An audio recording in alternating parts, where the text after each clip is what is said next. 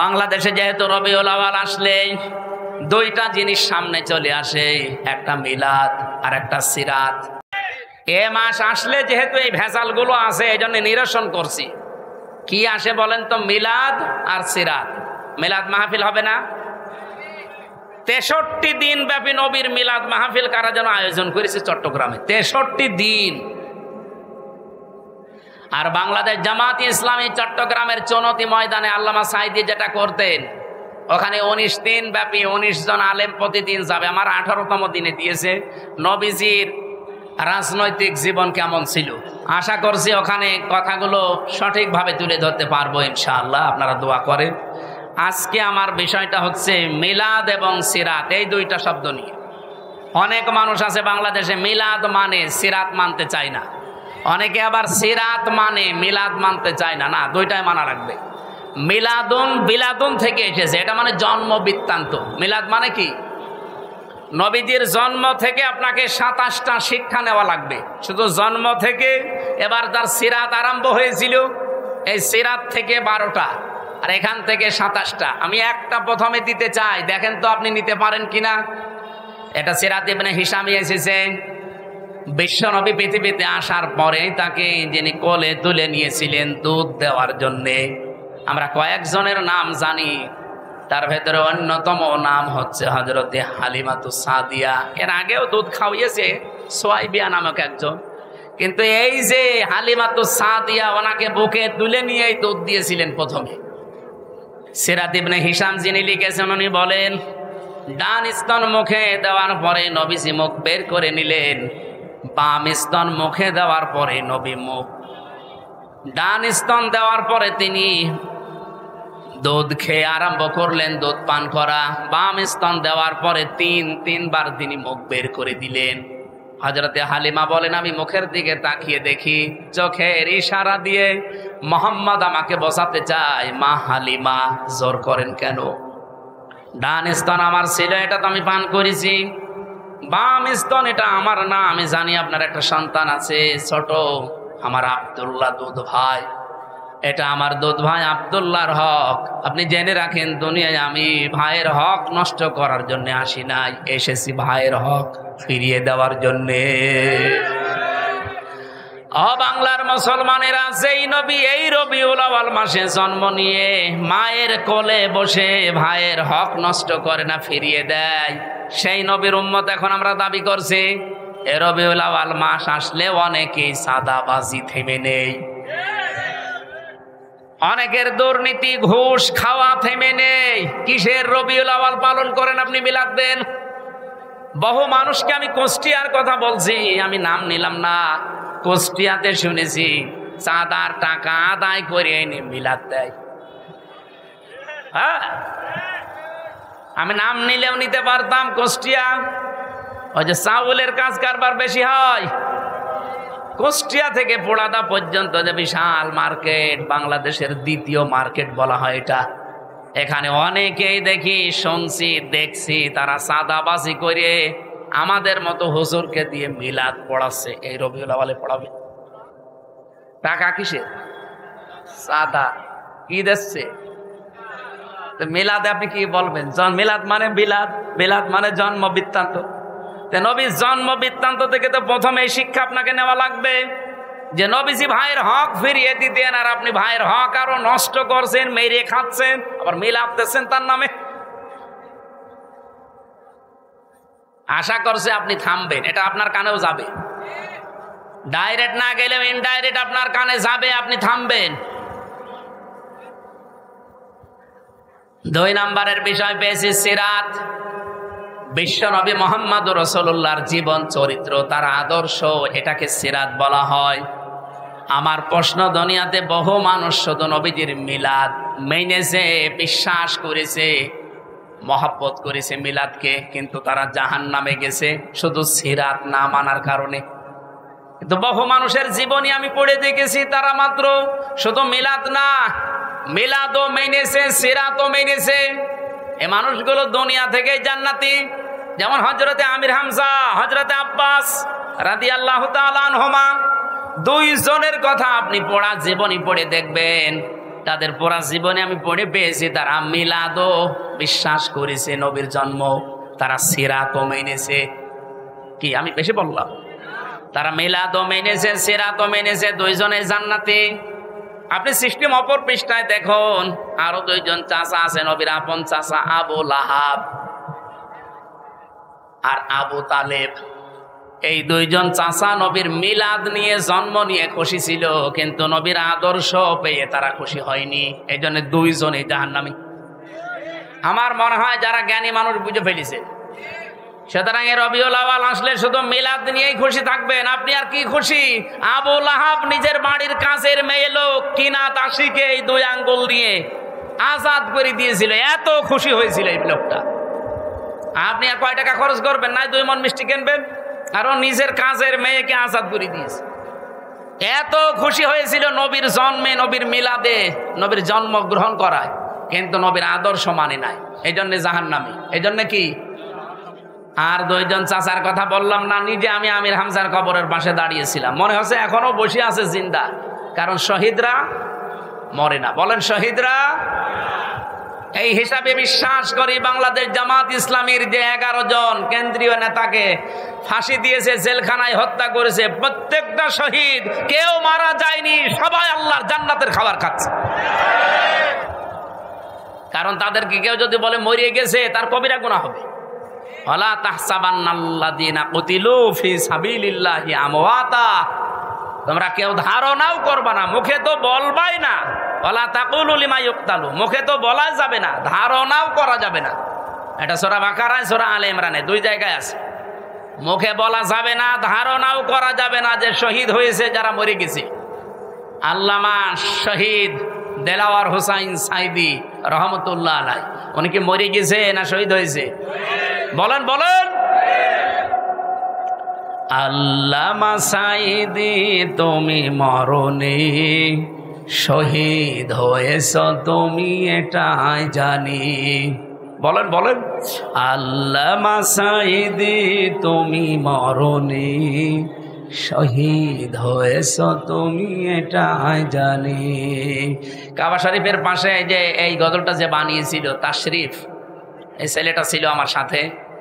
আমার ছোট মেয়েকে কোলে নিয়ে ওই কাবার পাশে বসে বসে বলছিল।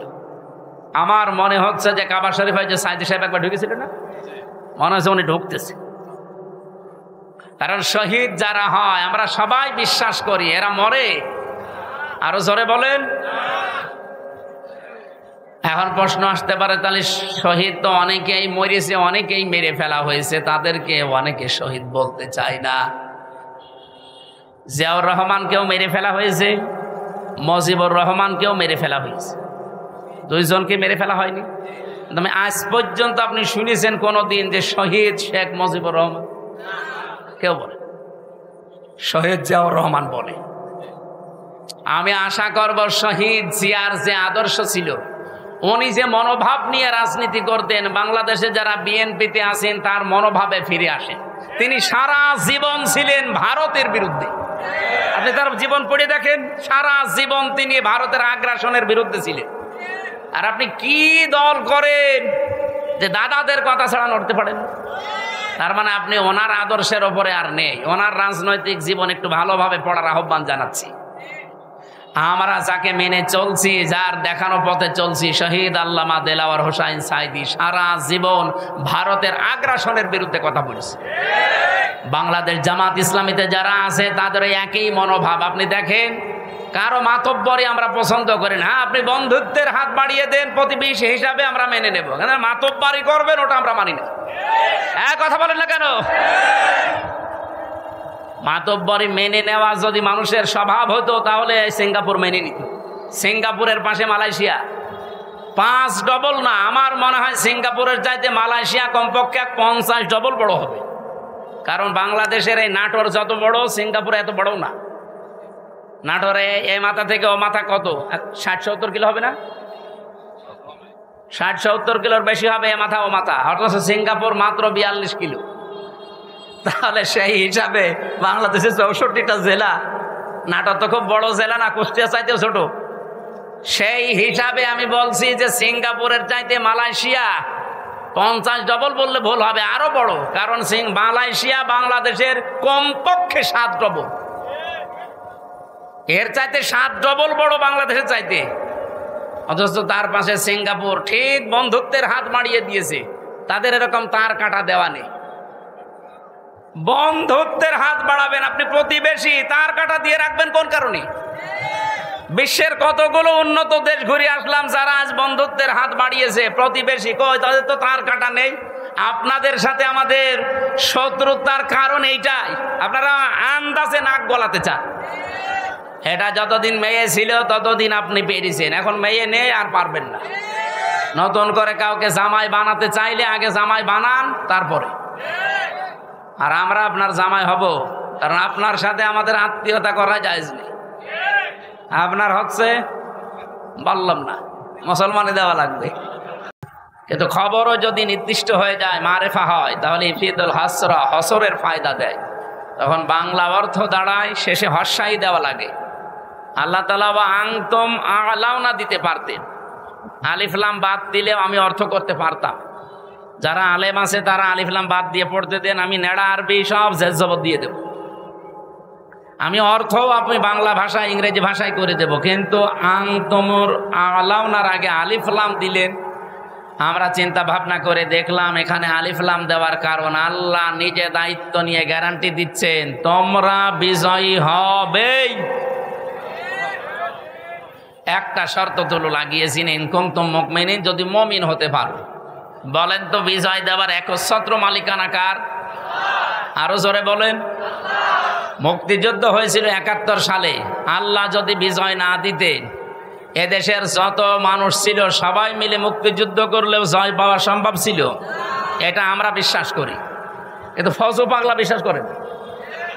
ফজু পাগলা গত কয়েকদিন আগে বলেছি যে ফজরের নামাজ যদি পড়বেন, কোরআন শরীফ পড়বেন, এরপরে মুক্তিযুদ্ধর গান বাজাবেন।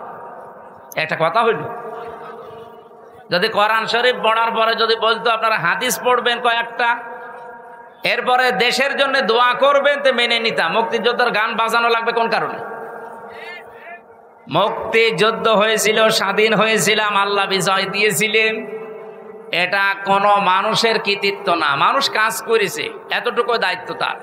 বিজয় দেওয়ার একচ্ছত্র মালিকানা আমরা বিশ্বাস করি। আরো জোরে বলেন।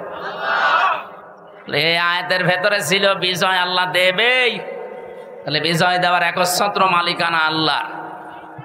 তাহলে মমিন হওয়ার দায়িত্ব কার? বলেন বলেন। ও বলছে আল্লাহর। আল্লাহ মমিন হবে? আল্লাহ তো মমিন আছে।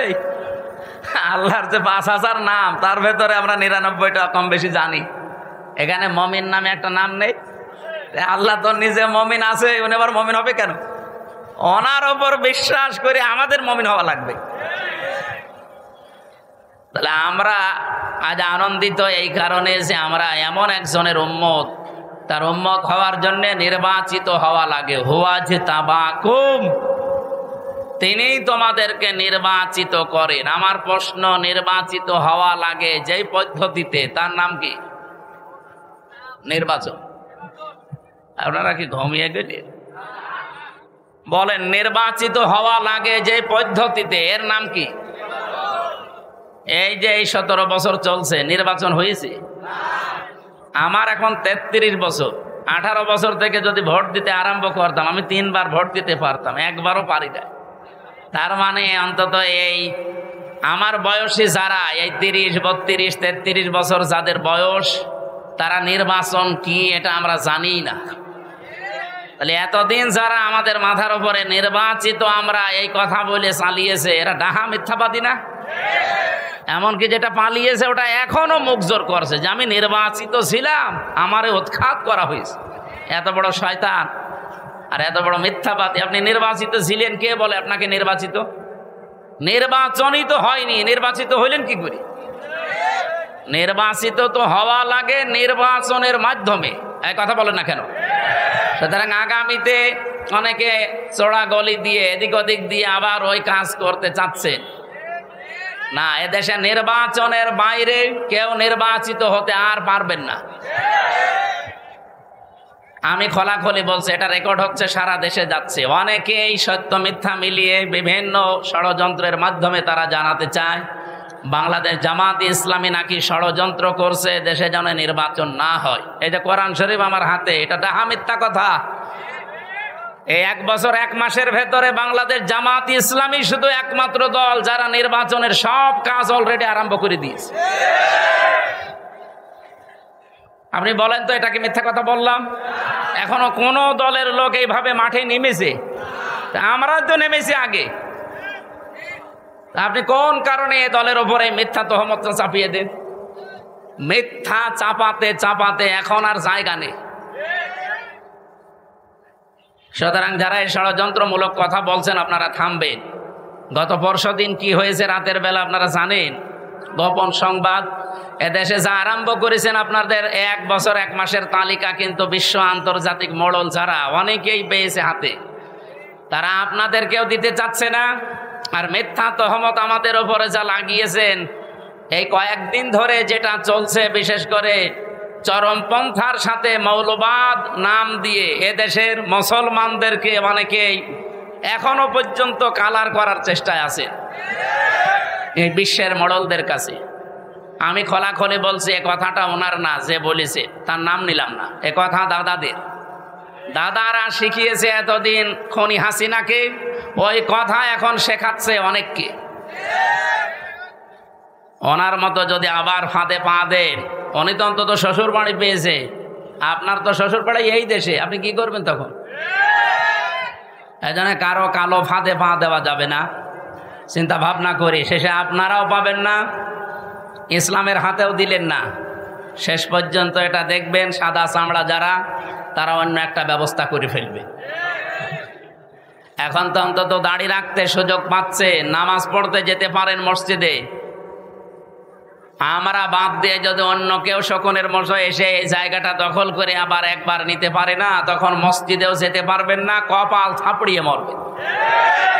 আশা করছি রেকর্ড হচ্ছে বলে সারা দেশে যাবে, আমি সতর্ক করলাম, এটা আমি গোপনে জানি। আল্লাহ আমাদেরকে সব কিছু থেকে হেফাজত করুন। আমাদেরকে নির্বাচিত করেছেন কে বলেন? কি হওয়ার জন্যে? উম্মত, নবীজির উম্মত। যেহেতু আর 1-1.5 ঘন্টা 2 ঘন্টা পরে আরম্ভ হবে তার জন্মের মাস রবিউল আওয়াল, আমি এই সংক্রান্ত বিষয়গুলো সামনে এনে আজকে কথা বলতে চাই ঘন্টাখানিক। থাকবেন তো ইনশাল্লাহ? এখানে একেবারে নিস্তব্ধ হয়ে যাবেন, ভালো করে শুনবেন। যে আল্লাহ আমাদেরকে অন্তত এই গুরুত্বপূর্ণ একটা মাসে, সফর মাস শেষের দিকে রবিউল আওয়াল আসতেছে, তিনি আমাদেরকে কোরআন কেন্দ্রিক জীবন গঠন করার জন্য, রসুলের সুন্নাহ কেন্দ্রিক জীবন গঠন করার জন্য আজকের এই আয়োজনে হাজির হবার তৌফিক দিয়েছে। এখানে দল মত নির্বিশেষে সবাই আছি আমরা। আমাদের পরিচয় এখন একটাই, আল্লাহর বান্দা, রসুলুল্লাহর উম্মত। আর অন্য কোনো পরিচয় আছে? ওগুলো সব বাদ দেন।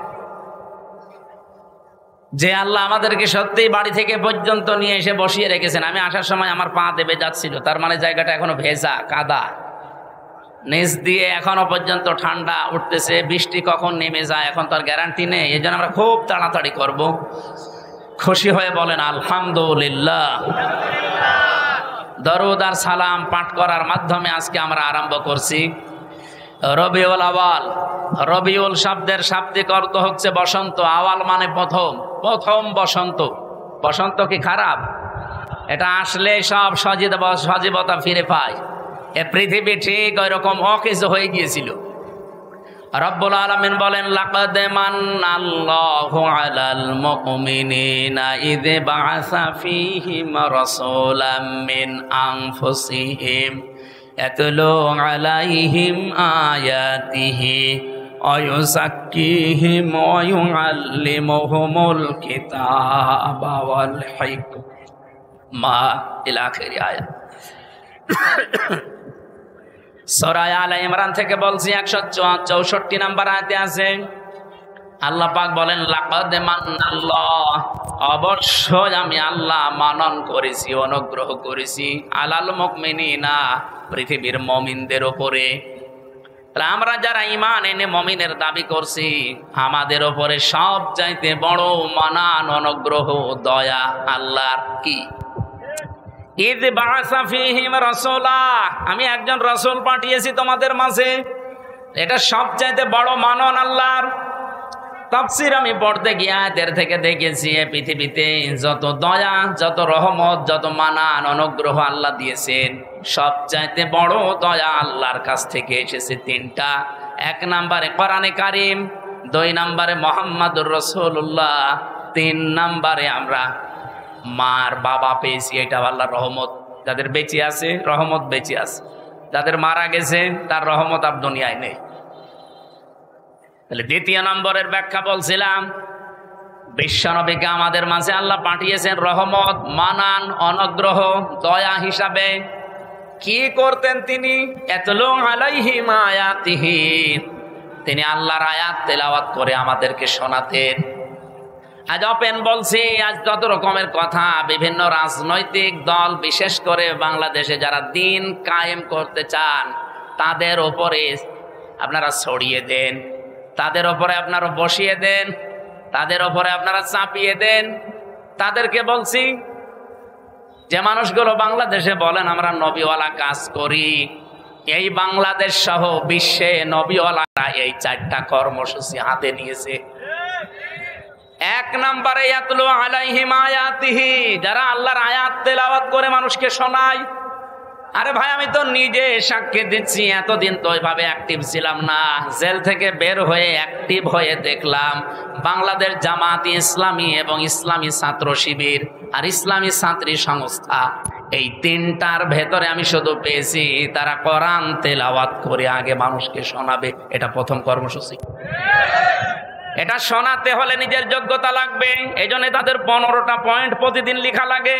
তার প্রথম পয়েন্টে আপনি কোরআন শরীফ কয় আয়াত পড়েন, বুঝে পড়েন না আন্দাজে পড়েন, ওইটাও আবার লেখা লাগবে। হাদিস আপনি কয়টা পড়েন, বুঝে পড়েন না ব্যাখ্যা সহ পড়েন না আন্দাজে পড়েন, ওইটাও লেখা লাগবে। আরো তো 13টা বাদ দিলাম।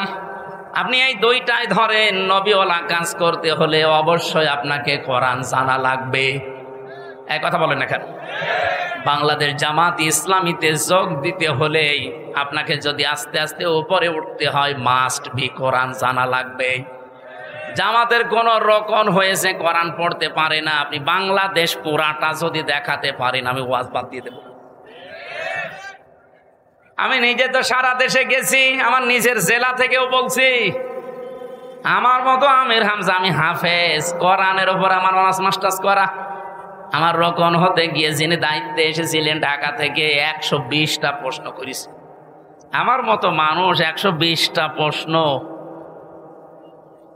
কোরআন কেন্দ্রিক প্রায় 20টা, পরিবার নিয়ে 20টা। এতদিন পর্দার ওয়াজ করেছি, কিন্তু খাস পর্দা কি এটা আমি নিজেও ওভাবে মানতাম না। অক্টোবরের 13 তারিখে রোকন হওয়ার পর থেকে আমি বাস্তবে দেখেছি যে পর্দা কি জিনিস আর কেন করা লাগে। জামাত ইসলামের কথা আমি এই জন্য বলছি, বাংলাদেশে 73টা সংগঠন আছে, দল আছে। কোন দলে আপনি কাজ করলে জামাত কর্মী মানে সমাজকর্মী, অন্য দলের কোন কর্মী মানে সমাজকর্মী আমি পাইনি। কিন্তু জামাত ইসলামের কর্মী হতে হলে আপনাকে আগে সমাজকর্মী হওয়া লাগবে। এটা বানিয়ে বললাম? আপনি সারা বাংলাদেশে 56,000 বর্গ মাইলে যেখানে জামাত কর্মী দেখবেন, সে শুধু কর্মী না, দেখবেন সে সমাজকর্মী। তার যতটুকু ইনকাম আছে ওই টাকা দিয়ে হলেও, দলীয় ভাবে হলেও, এলাকার মানুষকে নিয়ে হলেও সে সামাজিক কোনো কর্মকাণ্ডের সাথে দেখবেন লেগে আছে। এই জন্য আমরা গ্যারান্টি দিতে পারি বাংলাদেশে জামাত ইসলামীতে ছোট থেকে বড় পর্যন্ত যারা আছে কেউ চাঁদাবাজি করে না। রবিউল আউয়াল মাসের যে 12টা শিক্ষা বলছিলাম না, তার একটা শিক্ষা আছে। আমরা শেষ পর্যন্ত ঘন্টাখানিক কথা বলতে চাই, থাকবেন তো? গুরুত্বপূর্ণ কিছু তথ্য নিয়ে আসবো ইনশাআল্লাহ। আমার ভাইরা, খুব অল্প সময়ের ভেতরে যেহেতু কথা শেষ করা লাগবে, নবীওয়ালা কাজ করতে হলে 4টা কর্মসূচি হাতে নেওয়া লাগে। 1 নম্বরে আপনি আল্লাহর আয়াত তেলাওয়াত করে মানুষকে শোনাবেন, দাওয়াত দেবেন। এটা জামাত ইসলামীর ভেতরে আমি পেয়েছি। এই জন্য নবীওয়ালা কাজ যদি কেউ করে তাহলে দেশে জামাত ইসলামী করছে। 2 নম্বরে ওই যাক্কিহিম, তারা পবিত্রকরণ। এই যে সংস্কার বলছেন, এটা এই শব্দ থেকে নেওয়া। সংস্কার তো 1 বছর 1 মাস হয়ে গেল, যা আশা করেছিলাম কিছুই হয়নি। শুধু নাটোরে ডিসি গেছে কুষ্টিয়ায়, কুষ্টিয়ারটা কুমিল্লায়, মাল তো সব একই আছে। আমরা চাই যে দায়িত্ব ভার নিয়ে আপনি বসেছেন, এটা যেন কিছুদিনের ভেতরে অন্তত আমাদের দেখান, নয়তো আমরা বিশ্বাস হারিয়ে ফেলছি। অন্তত সংস্কার এবং দৃশ্যমান কয়েকটা বিচার দেখান। এক কথা বলেন না কেন, যে একটা মহিলার সিদ্ধান্তের কারণে 2000 মানুষ অলরেডি বিদায় নিয়েছে। এটা সরকারি জরিপ। বেসরকারি জরিপ হচ্ছে 3432 জন। এতগুলো মানুষ যার কারণে দুনিয়া থেকে এই 24 সালেই বিদায় নিল, আর এই 15.5 বছর তো বাদই দিলাম। এখনো পর্যন্ত প্রায় 40,000-এর উপরে মানুষ বিভিন্ন হাসপাতালের বেডে, বাড়িতে কাতরাচ্ছে। একটা মানুষের কারণে যদি এরকম ক্ষতি হয়, তো তার কিছু করা দরকার না? আমরা চাই খনি হাসিনার দৃশ্যমান বিচার যেন এদেশে তাড়াতাড়ি করা হয়, নয়তো আবার কেউ খনি হাসিনা হয়ে উঠবে। অনেকে আশা প্রকাশ করছে। আজকে একটা মিছিল হয়েছে ঢাকাতে, পিঠের ওপরে বাম্বু গেছে, তখন আবার সোজা হয়ে গেছে। আজকে বিকাল বেলা দেখবেন ফজলুর রহমান ফজু সাহেব উনি সংবাদ সম্মেলন করে বলছে, আমি জামাতকে কালো দল বলি নাই, মুখ স্লিপ হয়ে বেরিয়ে যেতে পারে, আমি বলি নাই। আমার মনে হয় কেউ পেছন দিয়ে কিছু দিয়েছে।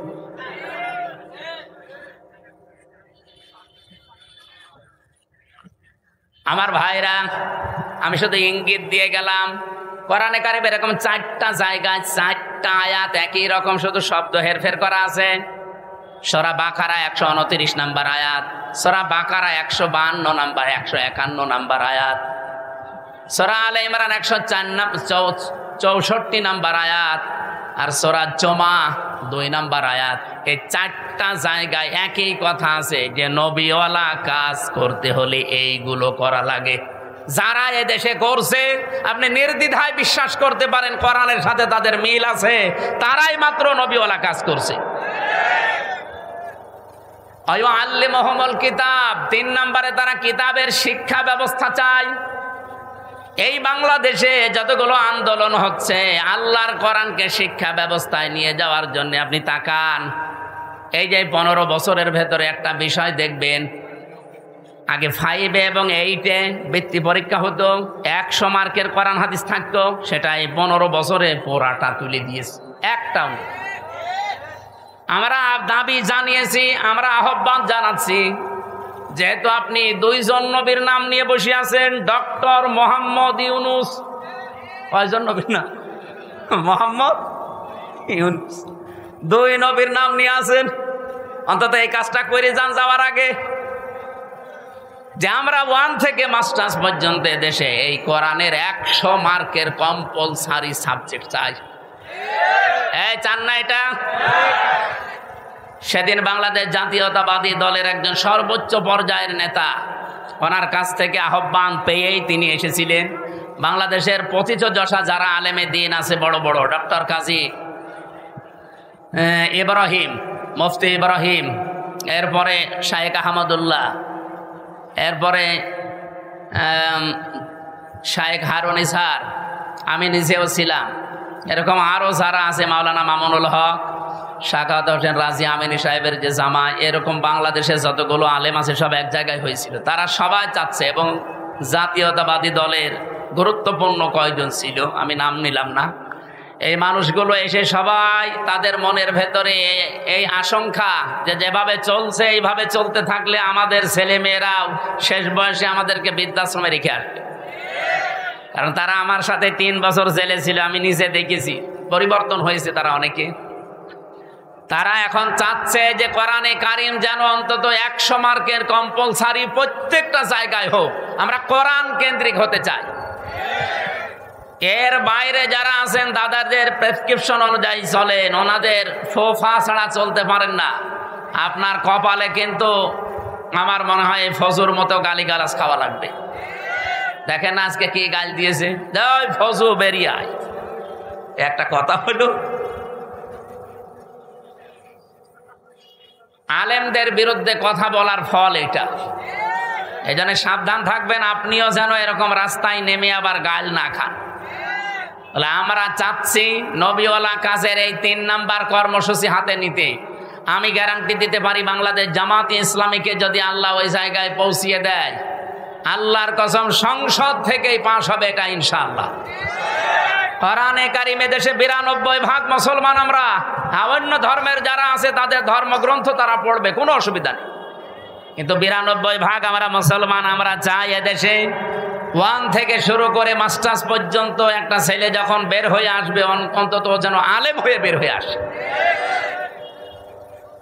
আজকে আমার কুষ্টিয়ার ডিসি পাল্টিয়ে গেছে, উনি খুলনায় গেছে, পটুয়াখালীর একজন যিনি উনি আজকে এসে জয়েন করেছে। সাক্ষাৎ করেছিলাম আগেরটার সাথে, উনি অনেকদিন ওএসটি হয়েছিল, শেষ পর্যায়ে এসে কুষ্টিয়াতে দায়িত্ব পেয়ে চলে গেছে আজকে। আমি যতটুকু কথা বলে তার সাথে বুঝেছি, ভেতরে তার কোরআনে কারিমের যতটুকু আলো আল্লাহ দিয়েছে, এই জন্যে কুষ্টিয়াকে অন্তত সাদাবাজ মুক্ত করার জন্য তিনি চেষ্টা চালাচ্ছিলেন। কিন্তু কিছু মানুষের কারণে আল্লাহরে বান্দা আর পেরে দেয়নি, এখন খুলনাতে চলে গেছে। আল্লাহ যেন সফলতার সাথে, সততার সাথে এবং এখলাসের সাথে দায়িত্ব পালন করার তৌফিক দিন।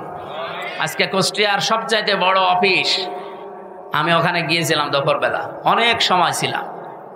উনি আমারে বলছিলেন, আমি প্রায় 16-17 বছর ওএসডি হয়েছিলাম। আল্লাহ যখন আমাকে দায়িত্বে এনেছেন আর আমি যতদিন কুষ্টিয়ায় আছি, উনি গ্যারান্টি অন্তত আমাদের 8-9 জনের সামনে দিলেন যে যারা সততার দিক থেকে, চরিত্রের দিক থেকে 1 বছরে এগিয়ে আছে, আমি তাদের মাধ্যমে কুষ্টিয়াতে কাজ করতে চাই। তিনি নাম নেয়নি, কিন্তু আমি জেনেছি তারা হচ্ছে বাংলাদেশ জামাত ইসলাম। 1 বছর 1 মাসের ভেতরে তাদের কোন চরিত্রে খুঁত পেয়েছেন আপনি? বিড়ি খায় এমন একজন কর্মী পেয়েছেন, বাকিগুলো তো বাদই দিলাম। আর বাকি অন্যান্য যারা আছেন এই 73টা দলের অধিকাংশ দল, আমি সবাই বলি নাই, অধিকাংশ আপনি মিলিয়ে দেখবেন তারা যাদের আদর্শ নিয়ে রাজনীতি করে ও আদর্শই না। তা আমাদেরকেও যারা মওদুদির অনুসারী, মওদুদির উম্মত পর্যন্ত বলে ডাকেন, আপনি মানুষ। আমরা মওদুদির উম্মত মানে, মওদুদির অনুসারী মানে আমরা তাকে ফেকার ইমামও মানি না, তাকে আমরা মাযহাবের ইমামও মানি না। তার হাজার হাজার দিক নির্দেশনা আছে, শুধু একটা বিষয় আমরা গ্রহণ করেছি, এই গণতান্ত্রিক পদ্ধতিতে ইসলামকে তার জায়গা মতো নিয়ে ইসলামের কাজগুলো করার এই একটা পদ্ধতি নিয়েছি। আপনার যদি এটা ভালো না লাগে আপনি অন্যটা নেন, কিন্তু আপনি আমাকে মওদুদের উম্মত বলেন, অনুসারী বলেন কোন কারণে? আমি কি তার মতো টুপি মাথায় দিয়েছি? বলেন, তার টুপির যে সাইজ আপনি দেখেননি? আমি তার মতো যে পোশাক তার যা আছে সব কিছুকে আমার তার মতো আছে, আমি একটা শুধু নিয়েছি। আপনার যদি ভালো না লাগে আপনি ওটা নিয়েন না, কিন্তু এরকম গালিগালাজ করবেন না। এটা কিন্তু আর আগস্টের 5 তারিখের আগে নেই, 24 সালের, এখন 25 সালের সেপ্টেম্বরের কয় তারিখ আজকে? আগস্টের 25 তারিখ চলছে। সুতরাং আমরা সাবধান হব। এখন আর আমাদের মুখে যেহেতু লাগাম নেই, সত্য কথা বলতে আর কোনো বাধা আছে? আগেও বলতে পারতাম, কিন্তু মুখ চেপে ধরা হতো। এখন চেপে ধরেন তো দেখি। আর আসবেন না আমি জানি, কারণ আসবেন কি করে, আপনি তো পালিয়েছেন। আমার ভাইরা, নবীওয়ালা কাজের যে দোহাই দিয়ে আমরা অনেকে মানুষকে ধোঁকা দিচ্ছি, আজকে আমি বলতাম না এটা। শুধুমাত্র তেলাওয়াতকৃত আয়াতটা, এই সূরা কি আনআম 165টা আয়াত আছে, এটা নাজিল হয়েছে মক্কায়। এখান থেকে একটা বিষয় আমার মাথার ভেতরে ঘুরপাক খাচ্ছে, এই কারণে নিয়ে আসলাম এটা। 4 নাম্বারটাকে বলি, তারপরে আমি বলছি। ওয়াল হিকমা, হিকমতের সাথে কাজ করা লাগবে। আজ যারা এ কথা মিডিয়ার সামনে এসে আলেম নামে কলঙ্ক, তারা জালেম নাম নিয়ে এগুলো বলেন যে 5 কোটি মানুষ এক জায়গায় হলেই কি ইসলাম কায়েম হয়ে যাবে? 5 কোটি না, এ বাংলাদেশের সব মানুষ এক জায়গায় হলেও ইসলাম কায়েম হবে, এ কথা আমরা বলি না। ঢাকার মহাসমাবেশে ইসলাম কায়েম হয়ে যাবে কথা কেউ বলেছে বাংলাদেশে? বলেন। আপনি আগ বাড়িয়ে বলতে গেলেন মানে অবশ্যই আপনার পেছনে কেউ কাতুকুতু দিচ্ছে। কেউ না জানুক, আমরা তো জানি। 5 কোটি 5 লাখ 5,000 মানুষ এক জায়গায় হলে ইসলাম কায়েম হবে কথা আমরা যেহেতু বলি না, সুতরাং এইটা আমাদের দিকে চাপিয়ে আপনি কোন দিকে ইঙ্গিত করছেন আপনি ভালো জানেন, আমরাও হালকা জানি। আমরা এটা হেকমাত হিসাবে এই অনুষ্ঠানটা করতে যদিও 3 কোটি 3.5 কোটি টাকা খরচ, কিন্তু এটার দ্বারা ইসলামের, বিশেষ করে এদেশে ইসলামপন্থী মুসলমানদের যা হয়েছে 100 বছরও এটা হয়নি। এক সমাবেশে আন্তর্জাতিক মহল থেকে বিশেষ করে যতগুলো রাষ্ট্রদূত বিশ্বের কাজ করে এই দেশে, সব এখন জামাত অফিসে এসে ধর্ণা দেয়। আপনি দেখেছেন প্রতিদিন বাংলাদেশে বিভিন্ন দেশের রাষ্ট্রদূত, বিভিন্ন দেশের উপপ্রধানমন্ত্রী পর্যন্ত এসে দেখা করে যাচ্ছে। এমনি করে তারা। বিদেশি সাংবাদিক আমি যাদের সাথে পরিচিত হয়েছিলাম ওই দিন, তারা পর্যন্ত বলেছে যে একটা দলের ডাকে এত মানুষ এক জায়গায় হয়, এটা পৃথিবীর মনে হয় প্রথম ইতিহাস। ওই সাংবাদিক ফ্রান্সের, উনি ইংরেজিতে বলছিলেন যে একটা দলের ডাকে এত মানুষ ঢাকাতে, এটা মনে হয় পৃথিবীর প্রথম ইতিহাস, এত মানুষ এক জায়গায় হয়নি। গত 2 দিন আগে ভারতের তামিলনাড়ুতে বিজয় থালাপতি নাকি যেন নাম, ওনার নামটা আমি ভালো জানি না, বিজয় থালাপতি এরকমই দেখলাম পত্রিকায়, উনি ডাক দিয়েছে 4 লাখ মানুষ এসেছে। আর বাংলাদেশ জামাত ইসলামের আমির ডাক্তার শফিকুর রহমান ডাক দিয়েছিল 4 লাখ। আমার মনে হয় গণনার বাইরে। তাই আপনি কি মনে করছেন যে এই সমাবেশ যদি বাংলাদেশের আর 73টা দল আছে, যে কোনো দলকে করতে দেন তো 3 কোটি টাকা না, আমি 30 কোটি টাকা তাদেরকে বলবো খরচ করতে, তাও তারা এর অর্ধেক মানুষ নিয়ে আসতে পারবে না। কারণ আমরা যারা এদেশে জামাত ইসলামী থেকে ওই জায়গায় গিয়েছিলাম, এটা ইবাদত মনে করে গিয়েছিলাম। এটা একটা হেকমা। আমরা হেকমার ব্যাখ্যায় অনেকগুলো বিষয় ছিল, আমি সবগুলো নিয়ে আসতে পারছি না। আমি শুধু এই মক্কা এবং মদিনায় নাজিল হওয়ার একটা প্রেক্ষাপট নিয়ে আসতে চেয়েছি। এদিকে তাকান, এ সূরা নাজিল হয়েছে মক্কায়। কোথায়? কোরআন শরীফের ভেতরে মক্কায় নাজিল হওয়া সূরা 92টা, আর মদিনায় নাজিল হওয়া সূরা 22টা। অন্য আরেকটা বর্ণনা আছে 86টা আর 28টা। আমরা প্রথমটায় ধরলাম। তাহলে এই সূরাটা মক্কায় 165টা আয়াত আছে, আমরা মাত্র একটা আয়াত পড়েছি। আমার এই মাথার ভেতরে এই আয়াত নিয়ে যত তথ্য আছে, এই 1 ঘন্টা তো এমনি বললাম, কিয়ামত পর্যন্ত আলোচনা করলে এই আয়াত শেষ হবে না। এত কথা এর ভেতরে আল্লাহ লুকিয়ে রেখেছে। আমরা হালকা টান দিয়ে কিছু বের করতে পারবো ইনশাল্লাহ, ওইগুলো আপনাদেরকে ডেলিভারি দেবো ইনশাআল্লাহ। তাহলে সূরাটা নাজিল হয়েছিল কোথায়? মক্কা। এই জন্য সূরার নাম মাক্কি সূরা। মদিনায় যতগুলো সূরা নাজিল হয়েছে সবগুলোকে বলা হয় মাদানী সূরা। তো শিক্ষা কি? আপনি দেখবেন যতগুলো সূরা মক্কায়, এই 92টা সূরার কোন জায়গায় ইয়া আইয়ুহাল্লাযীনা আমানু পাবেন না। আপনি যারা আছে কোরআন পড়ে, শেষ পর্যন্ত পড়িছি উপর থেকে, অবশ্যই শুরু থেকে শেষ পর্যন্ত এনাদের পড়া আছে। স্টেজের সামনের কাতারে যারা, একটাও বাদ নেই, প্রত্যেকেই 1 থেকে শেষ পর্যন্ত পড়িছে। কিন্তু আপনি বলেন এই 92টা সূরা ইয়া আইয়ুহাল্লাযীনা আমানু নেই। ইয়া আইয়ুহাল্লাযীনা আমানু, ওহে যারা ঈমানের দাবি করো, এই কথা আছে শুধুমাত্র মাদানী সূরার এই 22টা সূরায়, তাও 89 জায়গায় শুধু। বলেন এবার বাস্তবতা কি? আমার এই মাথার ভেতরে আমি এটা পেয়েছিলাম, এই মালয়েশিয়া বিশ্ববিদ্যালয়ে একটা সেমিনার ছিল, ওখানে প্রায় 28টা দেশের শিক্ষক শিক্ষিকা এসেছিল। ওই সেমিনারে কথা বলতে আমারও 2 মিনিট সময় দিয়েছিল, যে তাকওয়ার ব্যাখ্যাগুলো আপনি সঠিকভাবে 2 মিনিটের ভেতরে তুলে ধরেন। একজনকে এক একটা দিয়েছে। তার ভেতরে ওটা ফ্রান্সের, শিক্ষক ফ্রান্সের, উনি একটা তথ্য বলছিলেন, পৃথিবীতে সবচাইতে দামি পানি, ওয়াটার কোনটা বলেন তো? এটা তো আমিও বলেছিলাম, কিন্তু আমি বলে ধরা খেয়েছি। আরে ভাই, 1 গ্লাস জমজমের পানি কয় টাকা? আমার কাছে আছে, আমি 5 লিটার পানি কিনে নিয়ে আসলাম, আসার সময় 12 টাকা নিল। 12 টাকা মানে বাংলাদেশে মনে হয় 380 টাকা। 1 টাকায় 32 টাকা, তো সেই হিসাবে 380 টাকা না কত হয়, তাও 5 লিটার। 1 গ্লাস পানির দাম খুব বেশি হলেও কত, 20-22 টাকা হবে বাংলাদেশে। এবার বাস্তবতা বলেন, পৃথিবীতে সবচাইতে এখন দামি পানি যেটা, না অ্যাকোয়া ক্রিস্টালা, ওই যে নীতা আম্বানির বউ, নীতা আম্বানি পান করে, কি না, কি আম্বানি ওনার নাম? মুকেশ আম্বানির স্ত্রী নীতা আম্বানি। এটা স্বর্ণের কি যেন মিশিয়ে দেয় ওর ভেতরে, খুব দামি পানি। 1 লিটার পানির দাম বাংলাদেশের 3.5 লাখ টাকা।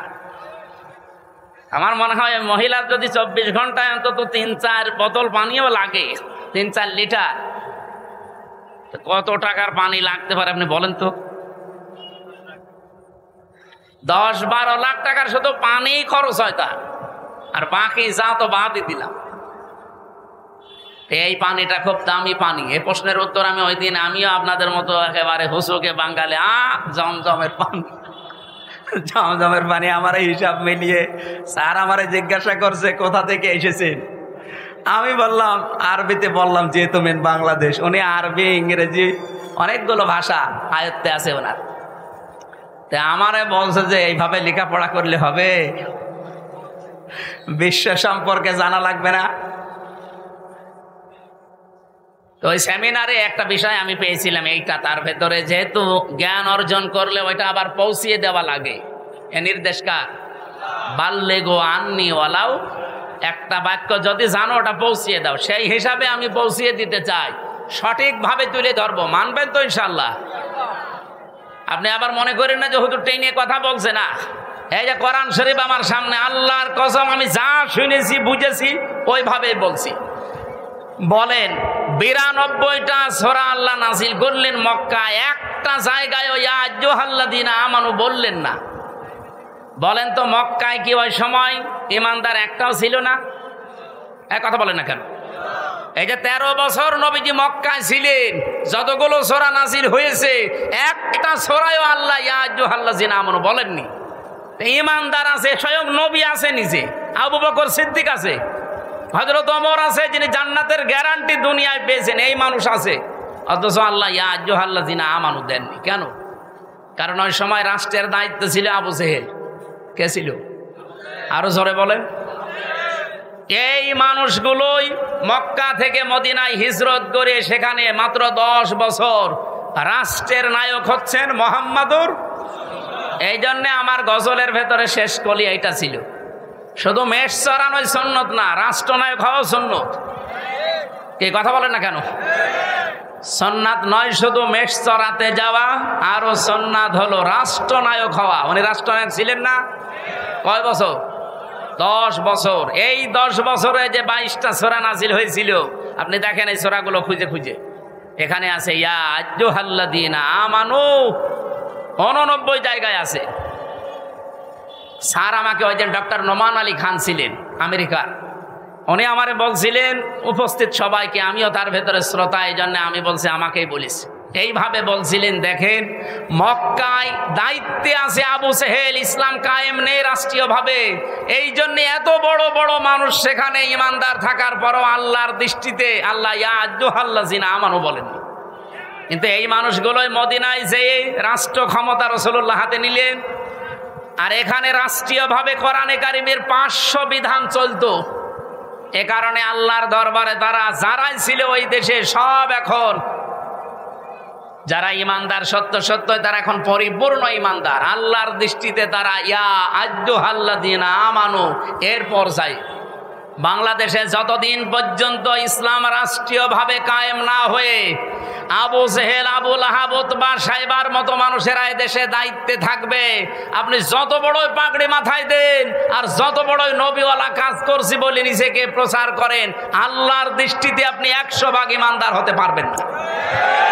100 ভাগ ইমানদার হওয়া যায় তখন যখন এই বিধান 500 আছে শরীয়তের বিধান। কয়টা? এগুলো রাষ্ট্রীয়ভাবে চলবে। আর রাষ্ট্রীয়ভাবে চললে যে কি শান্তি পাওয়া যায়, আমি তো নিজে বিভিন্ন দেশে যাই, চোখে দেখে আসি। আপনি আফগানিস্তানে যান, মনে হবে একটা মিনি জান্নাতে আছি। আরে ভাই, খাবার খেলেই ভালো থাকা যায়, আপনার নিরাপত্তা লাগবে না। আপনি আল্লাহর আইনের বিরুদ্ধে অবস্থান নিয়ে নিজেকে প্রচার করেন, ভয় পান না। এজন্য কোরআন জানিয়েছে ওয়া কাইফা আখাফু মা আশরাকতুম ওয়ালা তাখাফুনা আন্নাকুম আশরাকতুম বিল্লাহ মা লাম ইউনাজ্জিল বিহি আলাইকুম সুলতানা ওয়া কাইফা আখাফু, আমি কেমন করে ভয় করব তোমরা যাদেরকে আল্লাহর সাথে শরীক করো তাদের বিষয়ে আমি কেমন করে ভয় করব, অথচ তোমরা আল্লাহর সাথে শরীক করে ভয় করো না। আমরা আল্লাহর আইন জমিনে কায়েম করতে গিয়ে বিভিন্ন উল্টাপাল্টা নাম শুনি, গালিগালাজ শুনি, হুমকি ধামকি পাই, কেন ভয় করব? আপনি আল্লাহর আইনের বিরুদ্ধে মানুষের তৈরি করা আইন কায়েম করতে গিয়ে ভয় পান না। আর আমরা ভয় পাইব মানে আপনার পক্ষে কোনো দলিল আছে? বলেন, আপনি যার আইন দুনিয়ায় কায়েম করতে চান তার পক্ষে কোনো দলিল আছে? তার চরিত্র আছে? তা আমরা যার আইনের কথা বলি, যার আইন কায়েম করতে চাই, আল্লাহর কসম কোনো ভয় আমাদের অন্তরে আর নেই। কারণ আমাদের নিরাপত্তার দায়িত্ব ডক্টর ইউনূসের। কার? ফাজ্জুল ফারিকাইনি আহাক্কু বিল আমনি। আহাক্কু ইসমে তাফসীর। বলো তো, এই যে পৃথিবীতে দুইটা দল, একটা আল্লাহর আইনের পক্ষে, একটা আল্লাহর আইনের বিপক্ষে, এর ভেতরে সবচাইতে নিরাপত্তার হকদার কারা? ইন কুনতুম তা'লামুন, যদি জেনে থাকো। এই জন্য আমি 2 দিন আগে বাংলাদেশ জামাত ইসলামী কর্তৃক আয়োজিত এই যে কুষ্টিয়াতে হরিনারায়ণপুর ইউনিয়নে একটা সমাবেশ ছিল, আমাকে মেহমান করে নিয়ে যাওয়ার পরে আমি বলেছিলাম, আগামীতে বাংলাদেশে যে নির্বাচন আসতেছে, যে ভোট আসতেছে, একটা হচ্ছে ইসলামের পক্ষে, একটা শয়তানের পক্ষে। এ কথার ভেতরে ভুল আছে। কারণ আল্লাহর আইনের পক্ষে আমরা অনেকেই এখন ইসলামী দল যারা সব এখন ভোটের বাক্স একটা দেওয়ার সিদ্ধান্ত নিয়েছি। এর বাইরে যারা আল্লাহর আইন বাদ দিয়ে অন্য আইন কায়েম করতে চান, আমি নাম নিলাম না তাদেরকে কোরআনে কারিমে শয়তানি বলা হয়েছে, নাকি আমি নিজে বানালাম? আল্লাহ রাব্বুল আলামিন বলেন, আল্লাযীনা আমানু ওয়া লাম ইয়ালবিসু ঈমানাহুম বিযুলমিন উলাইকা লাহুমুল আমনু। ভালো করে শুনবেন। আল্লাহ বলেন, আমি নিরাপত্তা দেই। আমার পক্ষ থেকে যদি কেউ নিরাপত্তা পেতে চায়, 2টা গুণ অর্জন করা লাগবে। ঈমান আনা লাগবে, আর শিরিক আর জুলুম মুক্ত জীবন গঠন করা লাগবে। এখানে জুলুম মানে শিরিক। আমি এই আয়াতটা মিলিয়েছিলাম সূরা আলে ইমরানের সাথে।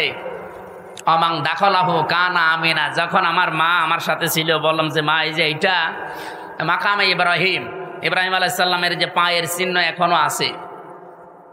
উনি অনেকক্ষণ দাঁড়িয়ে দাঁড়িয়ে ঘুরছিলেন আর দেখছিলেন। তো ওখানে একটা আয়াত শোনালাম, মা নিজেও পড়ছিল, অমাং দাখলাহু কানা আমিনা, যে আল্লাহর এই আয়াতের ভেতরে, এই এরিয়ার ভেতরে যারা আসবে তারা নিরাপত্তা পেয়ে যাবে। এ কথা কার? আপনি দেখবেন প্রায় 3.5 কিলোমিটার এলাকা জুড়ে কাবা শরীফের এরিয়া। আমি 3.5 কিলোমিটার পার হওয়ার পরে রাস্তায় লেখা দেখলাম, মামনুউন গায়রা মুসলিম তাদখুল। এরকম আরবিতে লেখা আছে যে মুসলমান বাদ দিয়ে অন্য কোনো জাতির লোক এই এলাকায় প্রবেশ করা নিষেধ। কারণ এলাকাটা আল্লাহ নিজে নিরাপত্তা দিচ্ছে। আপনার নিজের বাবার খনিও যদি সামনে পড়ে যায়, এই কাবার এরিয়ার ভেতর আপনি কিছুই বলতে পারবেন না। কথা বলছেন? এবার আমার প্রশ্ন এই নাটোরবাসীর কাছে, বলেন তো, বাংলাদেশের এই 56,000 বর্গ মাইল কি কাবা শরীফ? তো এখানে নিরাপত্তা লাগবে না? আজ আমি রাস্তায় চলতে পারি না চাঁদাবাজির ভয়ে, ছিনতাইয়ের ভয়ে। গত পরশুদিন আমার ঘরের পাশে এসির তার কেটে নিচ্ছে দিনের বেলা, সিসি ক্যামেরা লাগানো আছে। আমি জমান নামাজ পড়তে গেছি, ওই সময় সিসি ক্যামেরায় দেখলাম 1:31 বাজে, তার মানে নামাজে দাঁড়িয়েছি অলরেডি, ওই সময় চোর কাটতেছে। একটা তার কেটে ও হয়তো নেশাখোর কয় টাকায় বিক্রি হবে? 200-300, অথচ ওটা লাগাতে 7,000 টাকা লাগবে। ও কাটতেছে, আমি 30 সেকেন্ডের ভিডিও ওসি সাহেবকে বললাম, এই যে দেখেন তো। ও তো জানে না যে ক্যামেরা লাগানো আছে, ও ধান্দায় কাটতেছে।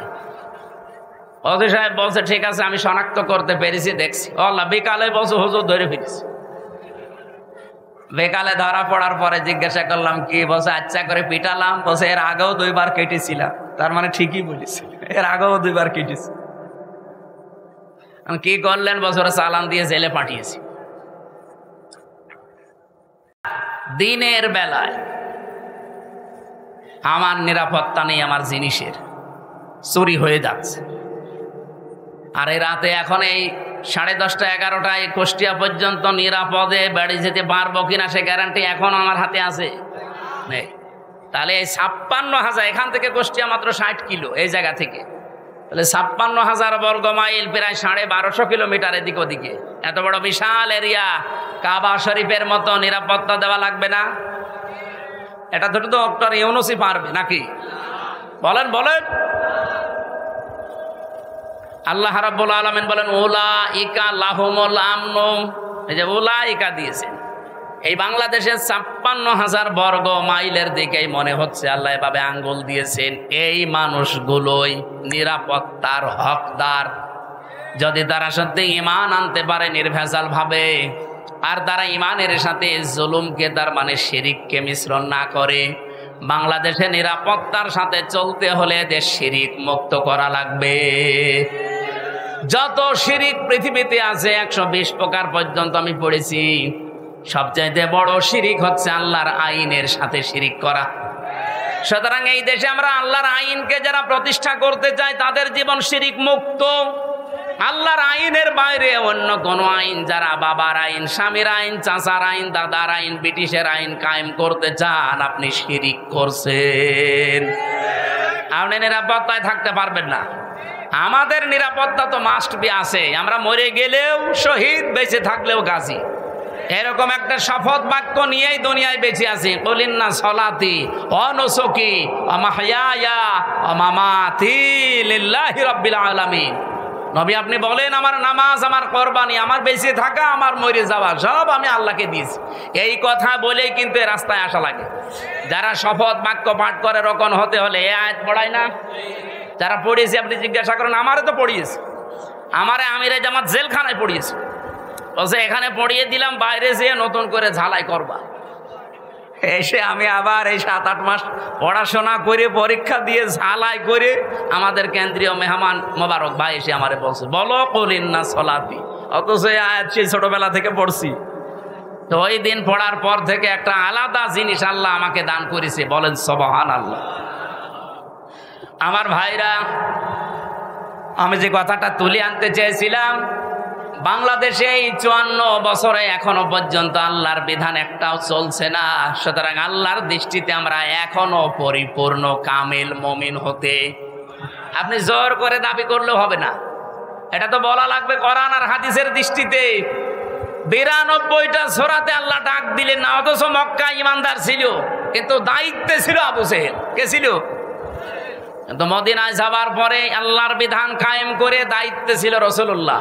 তাহলে বাংলাদেশেও রাসূলুল্লাহর খাঁটি উম্মত যারা আল্লাহর আইন চায়, ৭ লোকের এই বিধানগুলো দিয়ে ৫০০ আইন যেদিন বাংলাদেশে কায়েম হবে, সেই দিন এই দেশের মানুষ বুক ফুলিয়ে বলতে পারবে আমি ঈমানদার।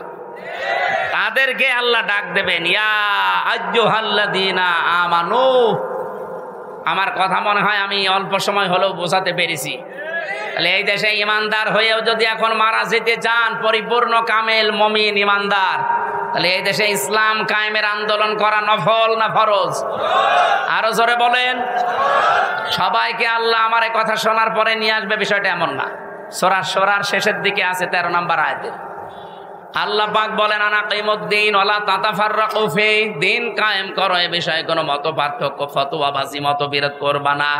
নবী আপনি এ কথা বললেই সবাই দলে দলে আসবে তা না। কাবুর আলাল মুশরিকিনা মা তাদউহুম ইলাই। আপনি যেদিকে মানুষকে ডাকেন দিন কায়েম করার জন্য, সবচাইতে বেশি খারাপ লাগবে কথাটা শুনলে মুশরিকদের। আমি কি বানিয়ে বললাম? কাবুর আলাল মুশরিকিনা মা তাদউহুম ইলাই। নবী যেদিকে ডাকেন মানুষকে যে দিন কায়েম করা লাগবে, এটা ফরজ, সব নবী করেছে, সবাই আসবে না। মুশরিকদের কাছে সবচাইতে বেশি খারাপ লাগবে। তা আমরা দিন কায়েমের কথা বললে আপনি ট্যাগ দেন কোন কারণে? আপনি কি মুশরিক? আপনি মুশরিক না, আপনি আসতেও চান না কেন? সে কথাও আল্লাহ পরে শেষের দিকে দিয়েছে। আল্লাহু ইয়াজতাবি ইলাইহি মাইয়াশা ওয়া ইয়াহদি ইলাইহি মাইয়ুনিব। আল্লাহ যাকে ভালোবাসে, পছন্দ করে, শুধুমাত্র তাকে এই দিন কায়েমের জন্য মনোনীত করে। ওয়া ইয়াহদি ইলাইহি মাইয়ুনিব, এবং যে মন থেকে আল্লাহর দিকে ফিরে আসতে চায়। সুতরাং বাংলাদেশে এই 18 কোটি মানুষের ভেতরে গত পরশু দিনের একটা জরিপ বলছি, এখন প্রায় 7 কোটি 20 লাখ মানুষ অন্তত ডাইরেক্ট ইনডাইরেক্ট ভাবে দিন কায়েম হোক এটা চাচ্ছে। 18 কোটির ভেতরে 7 কোটি 20 লাখ। আমি আশা করছি আর 1 বছর যেতে দেন, যদি ডবলও হয়ে যায় তাও কত কোটি হবে? 14 কোটি 40 লাখ। বাকি যারা আছে কিয়ামতের আগেও আর আপনাদের আশা স্বপ্ন পূরণ হবে না। এই জন্যে ফজর মতো, হাবিবের মতো, হারুন ভাইয়ের মতো মানুষকে লাগিয়ে দিয়েছে। এরা এই 15.5 বছরে কোনোদিন এদের মুখে রাজাকার রাজাকার শুনি নাই, আল বদর মৌলবাদী শুনি নাই। হঠাৎ করে এদেরকে লাগিয়েছে এই কারণে, কারণ আমি নিজে তাদের সাথে দেখেছি, তো তারাই গোপন কথা আমার বলে দিয়েছে। 3 বছর ছিলাম একাধারে, তাদের বহু গোপন কথা আমি জানি। এতদিন বলে না, এখন হঠাৎ করে এই ভাঙা বাইক বাঁচিয়ে বাংলার মানুষকে বিভ্রান্ত করতে চাচ্ছে। তারা ভালোভাবে জানে যে যেভাবে আসতেছে মানুষ ইসলামের দিকে, একামতে দিনের দিকে, এভাবে যদি ঝুঁকতে থাকে, আর একবার যদি 300 এমপির ভেতরে 151 জন আল্লামা সাইদি সাহেবের মতো, মাওলানা নিজামের মতো, আলী হাসান মোহাম্মদ মুজাহিদের মতো মানুষ মাত্র 151 জন এবার চলে যেতে পারে, ওরা 5 বছর লাগবে না, 1 বছরে যা করেছে, আর ক্ষমতা হাতে পেলে 2 বছরে ওরা যা করবে কিয়ামত পর্যন্ত আমরা চেয়ারের মুখ দেখতে পারবো। এইটাই বাস্তবতা। আমি একেবারে কাছে থেকে এই কথাগুলো শুনেছি, এটা ডেলিভারি দিয়ে দিলাম, আপনারা প্রচার করেন যা। সুতরাং ফজর মুখে এবং হাবিব ভাইয়ের মুখে চুনকালি পড়বে। আজকে কয় তারিখ? 25। আর মাত্র 5 দিন পর একটা অনুষ্ঠান আছে আমার, এই যে মোলাডুলি পাশে, মোলাডুলির পাশে ঈশ্বরদী থানার ভেতরে। আল্লাহর ওলিরা না এটা বন্ধ করে দেবে, বলেন সুবহানাল্লাহ। আরে ভাই, এতদিন মসজিদের মেম্বারে দাঁড়িয়ে এই কথাগুলো বললে আপনারা বলতেন যে বিশাল সাহসী হুজুর, অথচ কালে সময়ের পরিবর্তে এই কথাগুলো এখন বললে আপনি বলেন যে মসজিদ কি রাজনীতি করার জায়গা? কি আশ্চর্য গো! মসজিদে যদি রাজনৈতিক কথা বলা না যায়, তো মসজিদে কি করবে? আপনি মসজিদে নববীতে যান, এখনো মেহরাবটা আছে, ওখানে উপরে আজান দেয়, নিচে অস্ত্র রাখার জায়গা। মেহরাব মানে কি? অস্ত্রাগার, যেখানে অস্ত্র রেখে দেয়, ইমাম সাহেব তার উপরে দাঁড়ায়, খুতবা দেয়, জাতিকে সতর্ক করে।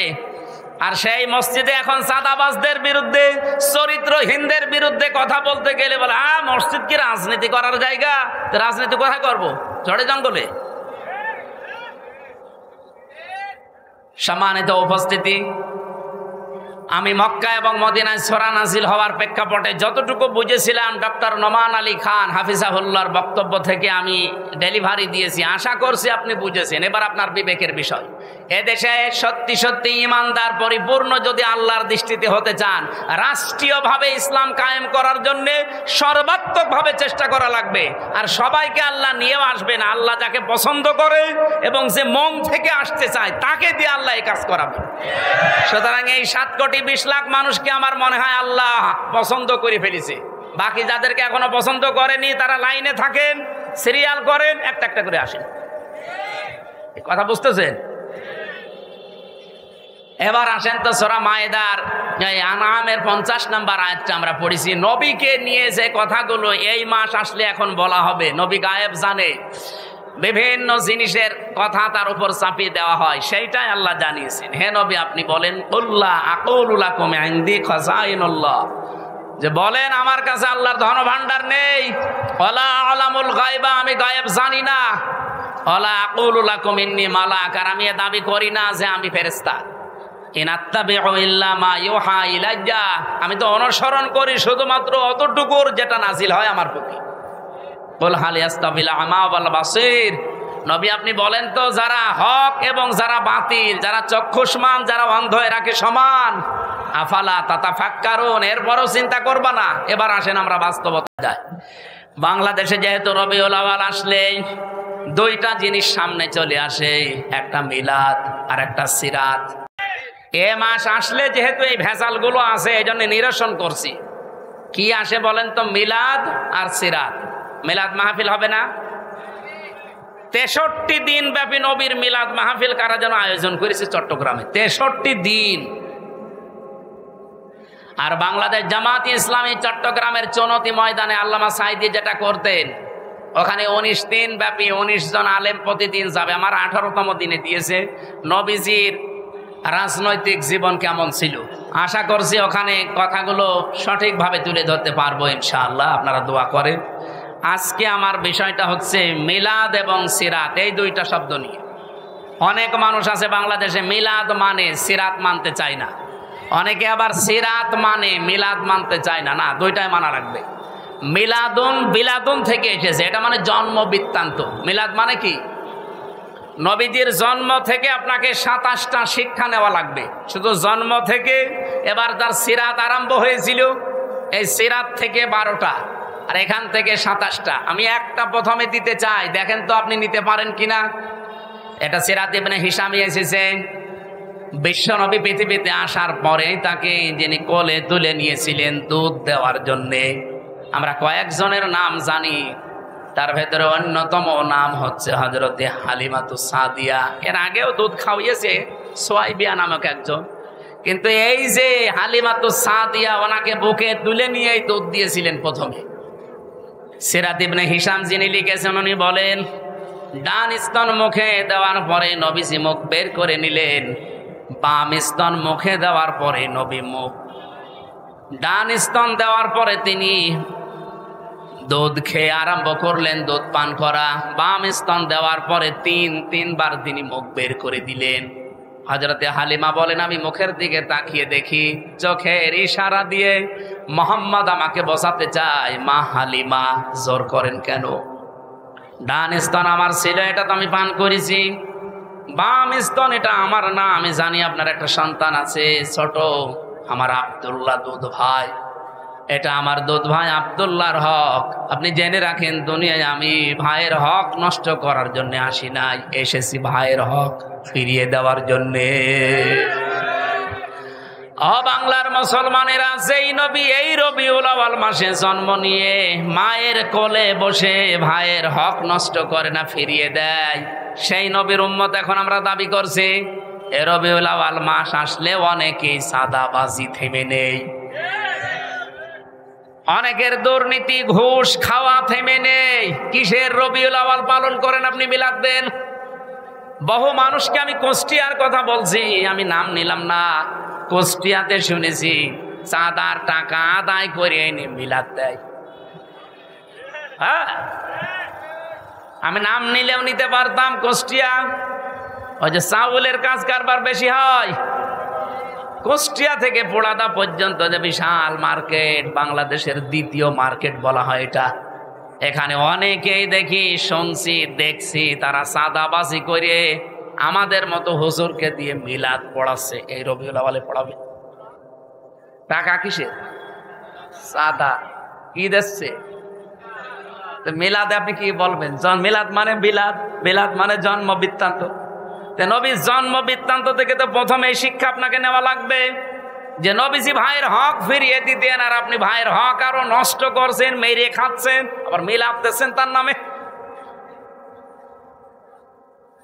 আশা করছে আপনি থামবেন, এটা আপনার কানেও যাবে, ডাইরেক্ট না গেলেও ইনডাইরেক্ট আপনার কানে যাবে, আপনি থামবেন। 2 নম্বরের বিষয় পেয়েছি সিরাত। বিশ্বনবী মুহাম্মদুর রাসূলুল্লাহর জীবন চরিত্র, তার আদর্শ, এটাকে সিরাত বলা হয়।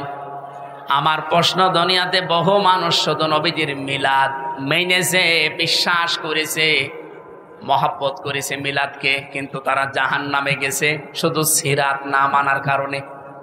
কিন্তু বহু মানুষের জীবনী আমি পড়ে দেখেছি, তারা মাত্র শুধু মিলাদ না, মিলাদও মেনেছে, সিরাতও মেনেছে। এই মানুষগুলো দুনিয়া থেকে জান্নাতি। যেমন হযরতে আমির হামজা, হযরতে আব্বাস রাদিয়াল্লাহু তাআলা আনহুমা, 2 জনের কথা আপনি পড়া জীবনী পড়ে দেখবেন। তাদের পড়া জীবনে আমি পড়ে পেয়েছি, তারা মিলাদও বিশ্বাস করেছে, নবীর জন্ম, তারা সিরাতও মেনেছে। কি আমি বেশি বললাম? তারা মিলাদও মেনেছে, সিরাতও মেনেছে, 2 জনের জান্নাতি। আপনি সিস্টেম অপর পৃষ্ঠায় দেখুন, আরো 2 জন চাচা আছে, নবীর আপন চাচা, আবু লাহাব আর আবু তালেব। এই 2 জন চাচা নবীর মিলাদ নিয়ে, জন্ম নিয়ে খুশি ছিল, কিন্তু নবীর আদর্শ পেয়ে তারা খুশি হয়নি। এই জন্য 2 জনই জাহান্নামী।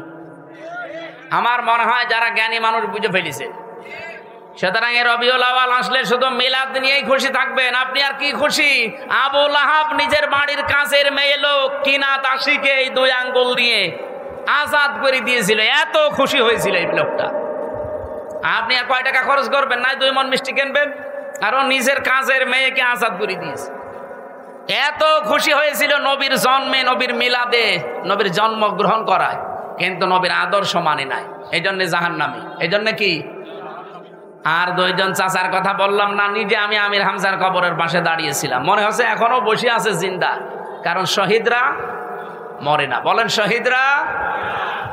এই হিসাবে বিশ্বাস করি বাংলাদেশ জামাত ইসলামীর যে 11 জন কেন্দ্রীয় নেতাকে ফাঁসি দিয়েছে, জেলখানায় হত্যা করেছে, প্রত্যেকটা শহীদ, কেউ মারা যায়নি, সবাই আল্লাহর জান্নাতের খাবার খাচ্ছে। কারণ তাদেরকে কেউ যদি বলে মরিয়ে গেছে, তার কবিরা গুনাহ হবে। ওয়ালা তাহসাবান্নাল্লাযীনা কুতিলু ফি সাবিলিল্লাহি আমওয়াতা, তোমরা কেউ ধারণাও করবা না, মুখে তো বলবাই না। ওয়ালা তাকুলু লিমা ইউক্তালু, মুখে তো বলা যাবে না, ধারণাও করা যাবে না। এটা সূরা বাকারায়, সূরা আলে ইমরানে 2 জায়গায় আছে। মুখে বলা যাবে না, ধারণাও করা যাবে না যে শহীদ হয়েছে যারা মরে গেছে। আল্লামা শহীদ দেলাওয়ার হোসাইন সাইদি রহমতুল্লাহ আলাইহি, উনি কি মরে গেছে না শহীদ হয়েছে? বলেন বলেন।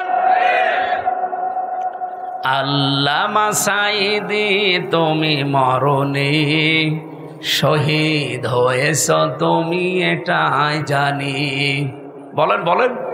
আল্লামা সাইদি তুমি মরনি, শহীদ হয়েছ তুমি এটাই জানি।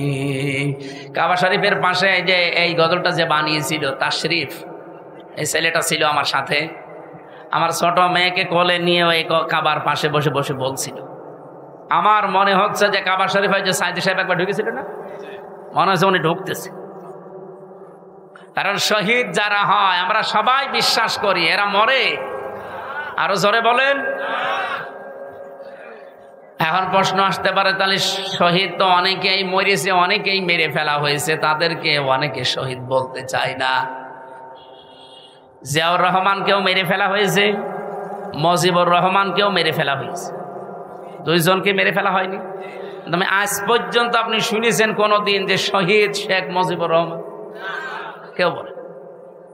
শহীদ জিয়াউর রহমান বলে। আমি আশা করব শহীদ জিয়ার যে আদর্শ ছিল, উনি যে মনোভাব নিয়ে রাজনীতি করতেন, বাংলাদেশে যারা বিএনপিতে আছেন তার মনোভাবে ফিরে আসেন। তিনি সারা জীবন ছিলেন ভারতের বিরুদ্ধে। আপনি তার জীবন পড়ে দেখেন, সারা জীবন তিনি ভারতের আগ্রাসনের বিরুদ্ধে ছিলেন। আর আপনি কি দল করেন যে দাদাদের কথা ছাড়া নড়তে পারেন? তার মানে আপনি ওনার আদর্শের ওপরে আর নেই। ওনার রাজনৈতিক জীবন একটু ভালোভাবে পড়ার আহ্বান জানাচ্ছি। আমরা যাকে মেনে চলছি, যার দেখানো পথে চলছি, শহীদ আল্লামা দেলাওয়ার হোসাইন সাইদি সারা জীবন ভারতের আগ্রাসনের বিরুদ্ধে কথা বলেছে। বাংলাদেশ জামাত ইসলামীতে যারা আছে তাদের একই মনোভাব। আপনি দেখেন, কারো মাতব্বরি আমরা পছন্দ করি না। আপনি বন্ধুত্বের হাত বাড়িয়ে দেন, প্রতিবেশী হিসাবে আমরা মেনে নেব, কিন্তু মাতব্বরি করবেন ওটা আমরা মানি না। কথা বলেন না কেন? মাতব্বরি মেনে নেওয়া যদি মানুষের স্বভাব হতো তাহলে সিঙ্গাপুর মেনে নিত। সিঙ্গাপুরের পাশে মালয়েশিয়া, 5 ডবল না, আমার মনে হয় সিঙ্গাপুরের চাইতে মালয়েশিয়া কমপক্ষে 50 ডবল বড় হবে। কারণ বাংলাদেশের এই নাটোর যত বড়, সিঙ্গাপুর এত বড় না। নাটোরে এই মাথা থেকে ও মাথা কত, 60-70 কিলো হবে না? 60-70 কিলোর বেশি হবে এ মাথা ও মাথা, অথচ সিঙ্গাপুর মাত্র 42 কিলো। তাহলে সেই হিসাবে বাংলাদেশের 64টা জেলা, নাটোর তো খুব বড় জেলা না, কুষ্টিয়া চাইতেও ছোট। সেই হিসাবে আমি বলছি যে সিঙ্গাপুরের চাইতে মালয়েশিয়া 50 ডবল বললে ভুল হবে, আরো বড়। কারণ মালয়েশিয়া বাংলাদেশের কমপক্ষে 7 ডবল, এর চাইতে 7 ডবল বড় বাংলাদেশের চাইতে। অথচ তার পাশে সিঙ্গাপুর ঠিক বন্ধুত্বের হাত বাড়িয়ে দিয়েছে, তাদের এরকম তার কাটা দেওয়া নেই। বন্ধুত্বের হাত বাড়াবেন আপনি, প্রতিবেশী তার কাটা দিয়ে রাখবেন কোন কারণে? বিশ্বের কতগুলো উন্নত দেশ ঘুরে আসলাম, যারা আজ বন্ধুত্বের হাত বাড়িয়েছে, প্রতিবেশী কই, তাদের তো তার কাটা নেই। আপনাদের সাথে আমাদের শত্রুতার কারণ এইটাই, আপনারা আন্দাজে নাক গলাতে চান। এটা যতদিন মেয়ে ছিল ততদিন আপনি পেরেছেন, এখন মেয়ে নেই আর পারবেন না। নতুন করে কাউকে জামাই বানাতে চাইলে আগে জামাই বানান, তারপরে। আর আমরা আপনার জামাই হব, কারণ আপনার সাথে আমাদের আত্মীয়তা করা জায়েজ নেই। আপনার হচ্ছে বললাম না, মুসলমানে দেওয়া লাগবে। আমরা যে জাতি, আমাদের সাথে আপনাদের আত্মীয়তায় যেহেতু জায়েজ নেই, সুতরাং প্রতিবেশী যেভাবে থাকে ওইভাবে থাকে। আমরা আপনাদের বিরুদ্ধে যাব না, কিন্তু প্রতিবেশী যখন মালিকের স্রোত ধরবে তখন সারা জীবন বিরোধিতা করা লাগবে। এই কারণে আমরা রাসূলুল্লাহকে শুধুমাত্র মিলাদে মেনে, সিরাতে না মেনে আবু লাহাব আবু তালেবের মতো হতে চাই না। আমরা হতে চাই আমির হামজা, হযরত আব্বাস রাদিয়াল্লাহু তাআলা আনহুমা। মিলাদও মানতে চাই, সিরাতও মানতে চাই। সিরাত মানবেন কোথা থেকে? 40 বছর থেকে শুরু করে 63, এই 23 বছরে 1 সেকেন্ডও বাদ দিতে পারবেন না। অনেক সময় হয়ে গেল। আজকে আমার সকালবেলা থেকে অনুষ্ঠান শুরু, ফজরের নামাজ পড়ে, মানে প্রায় কালকে 8টা, হিসাব করে লিখে দেখলাম 8টা অনুষ্ঠান কাল সারাদিন। এরপরে মাগরিবের পর আবার সিরাত অনুষ্ঠান। আমি আজকে চালাতে গেলে অনেক সময় লেগে যাবে, আমি আর চালাতে পারছি না। 1 ঘন্টা 20 মিনিট চলছে। আগামী থেকে আবার দেখবো ইনশাল্লাহ। আল্লাহুম্মা আমিন। লা ইলাহা ইল্লা আনতা সুবহানাক ইন্নী কুনতু মিনাজ জালিমিন। রব্বুল আলামিন, বিশ্বনবী যেটা না অনেকেই সেটা মনে করে, তার